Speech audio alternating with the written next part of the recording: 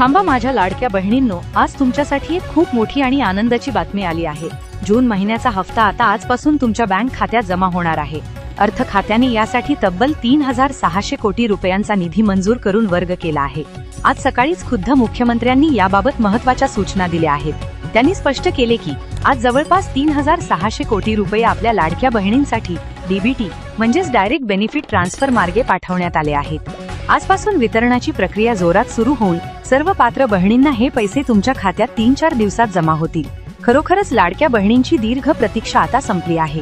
आज दुपारी 1 वाजल्यापासून अनेक महिलांच्या बँक खात्यात जून महिन्याचा हप्ता जमा होण्यास सुरुवात झाली आहे। तब्बल 10 बँकात पैसे जमा होत आहेत। जर तुमचे बँक खाते या 10 बँकांपैकी कोणत्याही एका बँकेत असेल तर तुम्हाला आज नक्कीच पैसे मिळणार आहेत। या 10 बँकांची यादी थोड्या वेळाने आपण पाहणार आहोत। लक्षात ठेवा, आज 7 जुलै 2026 मंगळवार आहे। संपूर्ण जून महिना निघून गेला पण लाडक्या बहिणींच्या खात्यात पैसे जमा झाले नव्हते। पण आज बँका उघडताच ताबडतोब महिलांच्या खात्यात पैसे जमा होण्यास सुरुवात झाली आहे। चला आता जाणून घेऊया कोणत्या 10 बँकात हे पैसे जमा होत आहेत। मी तुम्हाला या बँकांची यादी वाचून दाखवणार आहे। त्याचबरोबर महाराष्ट्रात एकूण 36 आणि आम्हाला खूप आनंद झाला। चौथी बँक आहे HDFC बँक, खासगी क्षेत्रातील सर्वात मोठी आणि लोकप्रिय बँक। या बँकेतही पैसे जमा होत आहेत। पाचवी बँक आहे ICICI बँक, खासगी क्षेत्रातील आणखी एक मोठी बँक। तुमचे खाते ICICI मध्ये असेल तर तुमच्या खात्यातही पैसे जमा झाले असतील। सहावी बँक आहे बँक ऑफ बडोदा, हो या बँकेतही पैसे जमा होत आहेत। सातवी बँक आहे युनियन बँक ऑफ इंडिया, आठवी बँक आहे ॲक्सिस बँक, नववी बँक आहे कॅनरा बँक आणि 10वी बँक आहे सेंट्रल बँक ऑफ इंडिया म्हणजेच CBI। या सर्व 10 बँकात आज खूप वेगाने पैसे जमा होत आहे। नका आज प्रथम या 10 बँकात पैसे जमा होणार आहेत आणि त्यानंतर उर्वरित बँकांतही पैसे जमा होण्याची प्रक्रिया लवकरच सुरू होईल। आता एक महत्त्वाची गोष्ट लक्षात घ्या, महाराष्ट्रात एकूण 36 जिल्हे आहेत पण आज फक्त 12 जिल्ह्यांतच पैसे जमा होणार आहेत। तुमचा जिल्हा या यादीत नसेल तर आज खात्यात पैसे जमा होणार नाही। उद्या किंवा परवा थोडी वाट पाहावी लागेल। सरकारने 3 स्वतंत्र याद्या जाहीर केल्या आहेत आणि आज ज्या 12 जिल्ह्यांत पैसे जमा होणार आहेत त्या जिल्ह्यांची नावे वाचून दाखवते।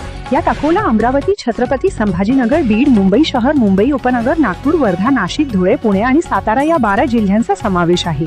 आज म्हणजे 7 जुलै मंगळवारी या जिल्ह्यातील पात्र बहिणींच्या खात्यात पैसे जमा होणार आहेत। उद्या म्हणजे 8 जुलै बुधवारी आणखी 12 जिल्ह्यात पैसे जमा होतील।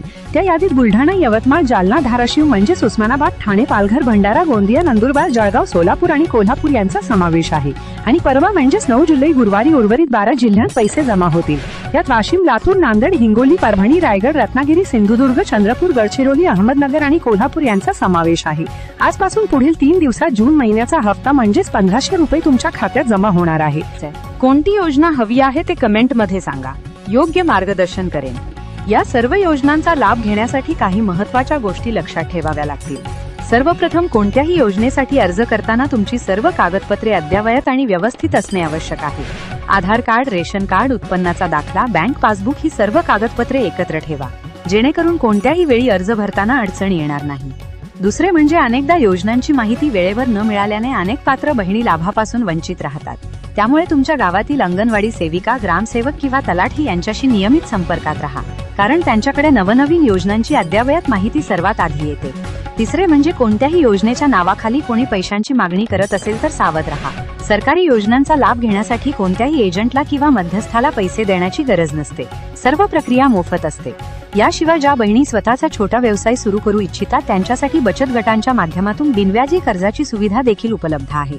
गावातील महिला बचत गटात सामील होऊन तुम्ही एकत्रितपणे छोटा उद्योग सुरू करू शकता, जसे की पापड, लोणचे बनवणे, शिवणकाम किंवा शेतीपूरक जोडधंदा।